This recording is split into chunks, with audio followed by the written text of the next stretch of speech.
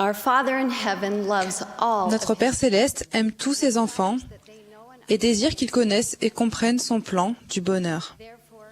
C'est pourquoi il appelle des prophètes qui ont reçu par ordination le pouvoir et l'autorité d'agir au nom de Dieu pour le salut de ses enfants. Ils sont des messagers de justice, des témoins de Jésus-Christ et du pouvoir infini de son expiation. Ils détiennent les clés du royaume de Dieu sur terre et autorisent l'accomplissement des ordonnances du salut. Dans la véritable Église du Seigneur, il n'y en a jamais qu'un à la fois sur terre à qui ce pouvoir et les clés de cette prêtrise sont conférées.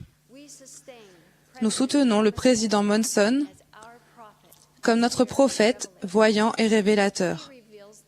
Il révèle la parole du Seigneur pour guider et diriger notre Église tout entière. Comme l'a expliqué J. Reuben Clark, lui seul a le droit de recevoir des révélations pour l'Église ou de changer de quelque façon que ce soit la doctrine existante de l'Église. Au sujet du prophète vivant, le Seigneur donne ce commandement aux membres de son Église. Vous prêterez l'oreille à toutes ses paroles et à tous les commandements qu'il vous donnera, à mesure qu'il les reçoit, marchant en toute sainteté devant moi. Car vous recevrez sa parole en toute patience et avec une foi absolue, comme si elle sortait de ma propre bouche. Car si vous faites ces choses, les portes de l'enfer ne prévaudront pas contre vous. Afin d'être en accord avec les desseins divins des cieux, nous soutenons le prophète et choisissons de vivre conformément à ses paroles. Nous soutenons aussi les conseillers du président Monson et les membres du collège des 12 apôtres comme prophètes, voyants et révélateurs. Ils ont le droit, le pouvoir et l'autorité de déclarer la volonté du Seigneur sous la direction du président de l'Église. Ils parlent au nom du Christ. Ils prophétisent au nom du Christ. Ils font tout au nom de Jésus-Christ. Nous ressentons l'amour du Sauveur dans leurs paroles. Et tout ce qu'ils disent sous l'inspiration du Saint-Esprit est écriture et le pouvoir de Dieu pour le salut. Le Seigneur lui-même a dit, que ce soit par ma voix ou par la voix de mes serviteurs, c'est la même chose. Nous sommes reconnaissants d'avoir une Église édifiée sur le fondement des apôtres et des prophètes, Jésus-Christ lui-même étant la pierre angulaire. La maison du Seigneur est une maison d'ordre et nous pourrons toujours savoir où trouver la réponse à nos questions ou connaître avec certitude la voie que nous devons suivre. Nous n'avons pas à être flottants et emportés à tout vent de doctrine. Dieu révèle sa parole par l'intermédiaire de ses serviteurs ordonnés pour le perfectionnement des saints en vue de l'œuvre du ministère et de l'édification du corps de Christ, jusqu'à ce que nous soyons tous parvenus à l'unité de la foi et de la connaissance du Fils de Dieu. Lorsque nous choisissons de vivre conformément aux paroles des prophètes, nous sommes sur le chemin des alliances qui mènent à la perfection éternelle. Une mère seule, qui s'efforçait de survivre à la famine, nous apprend ce que signifie soutenir un prophète. Le Seigneur ordonna au prophète Élie de se rendre à Sarepta, où il trouverait une veuve à qui le Seigneur avait commandé de le nourrir. Arrivant à l'entrée de la ville, Élie la vit ramasser du bois. Il l'appela et dit, « Va me chercher, je te prie, un peu d'eau dans un vase, afin que je boive. » Et elle alla en chercher. Il l'appela de nouveau et dit, « Apporte-moi, je te prie, un morceau de pain dans ta main. » Et elle répondit, « L'Éternel, ton Dieu, est vivant. Je n'ai rien de cuit. Je n'ai qu'une poignée de farine dans un pot et un peu d'huile dans une cruche.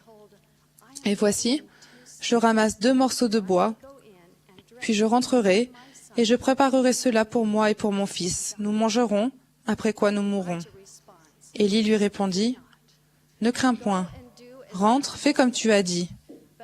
Seulement, prépare-moi d'abord avec cela un petit gâteau, et tu me l'apporteras. Tu en feras ensuite pour toi et pour ton fils. »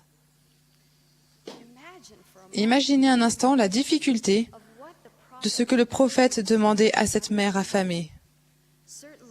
Il ne fait aucun doute que Dieu lui-même aurait pu fournir de la nourriture à son serviteur fidèle. Mais, agissant au nom du Seigneur, Élie fit ce qu'on lui avait ordonné, à savoir demander à une fille bien-aimée de Dieu de tout sacrifier pour nourrir le prophète. Seulement, Élie promit aussi une bénédiction en cas d'obéissance.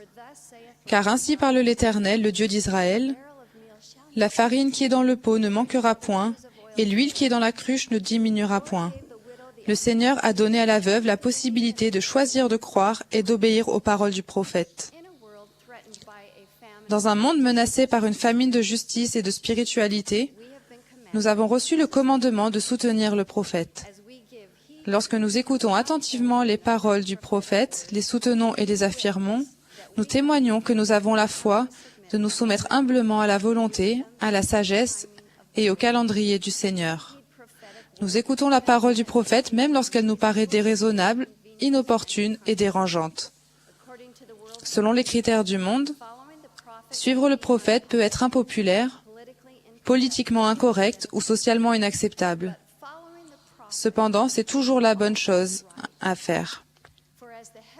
Autant les cieux sont élevés au-dessus de la terre, autant mes voix sont élevées au-dessus de vos voix, et mes pensées au-dessus de vos pensées.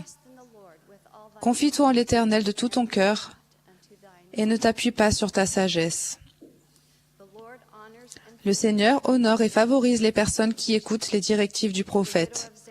Quant à la veuve de Sarepta, son obéissance à Élie lui a sauvé la vie, et en fin de compte, elle a aussi sauvé la vie de son fils. Comme le prophète l'avait promis, pendant longtemps, elle eut de quoi manger, elle et sa famille, aussi bien qu'Élie, selon la parole que l'Éternel avait prononcée par Élie. Le Seigneur prend soin des personnes qui lui font confiance. Les paroles des prophètes sont comme la manne pour notre âme. Lorsque nous les recevons, nous sommes bénis, protégés et préservés temporellement et spirituellement.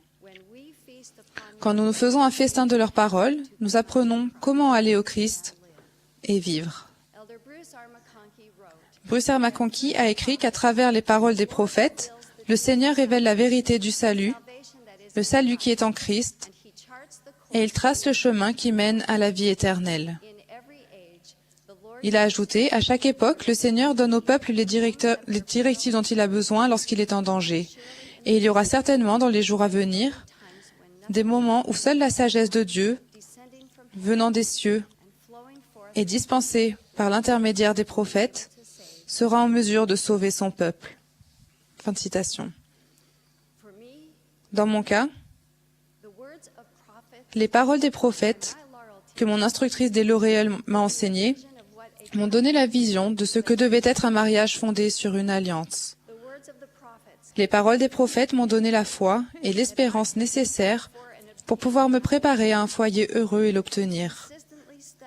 L'étude régulière des enseignements des prophètes passés et présents m'a soutenu pendant les années éprouvantes et souvent épuisantes au cours desquelles j'ai porté, éduqué et élevé cet enfant.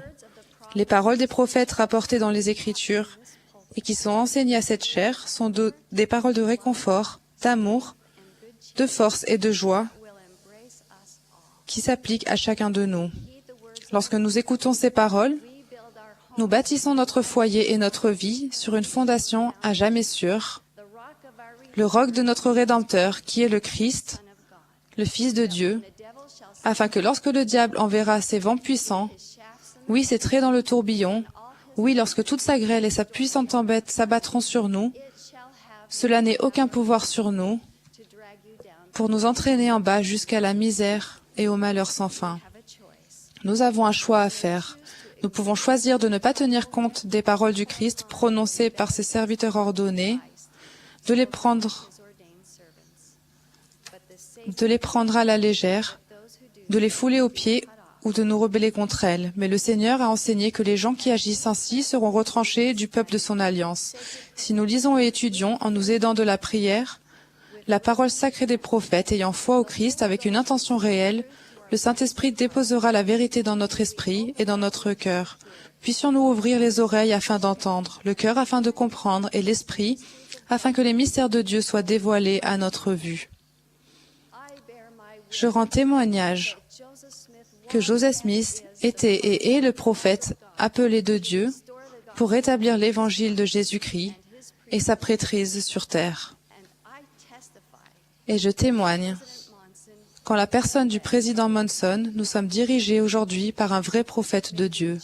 Puissions-nous choisir d'être aux côtés des prophètes et de vivre conformément à leurs paroles jusqu'à ce que nous parvenions à l'unité de la foi, à la purification en Christ et à la connaissance du Fils de Dieu. Au nom sacré de Jésus-Christ. Amen.